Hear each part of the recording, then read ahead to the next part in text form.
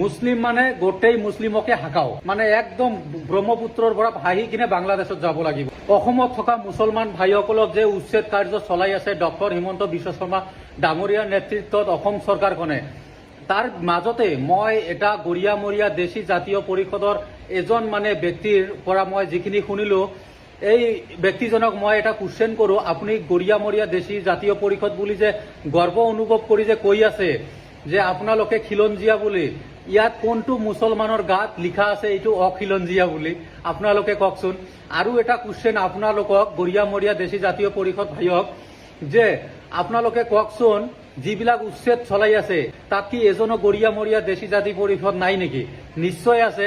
ইয়াতে চৰকাৰখনে, বিজেপি চৰকাৰখনে কোনো গৰিয়ামৰীয়া, কোনো আমচু, কোনো এবি আমচু বা যিকোনো সংগঠন মুছলিম সমাজৰ কোনো দেখা নাই যে এইটো গৰিয়ামৰীয়া, এইটোক ৰাখিব লাগিব, এইটো আমচু, এইটোক উঠাই দিব লাগিব, এনেকুৱা কোনো আমাৰ কি অসম চৰকাৰখনে কৰা নাই।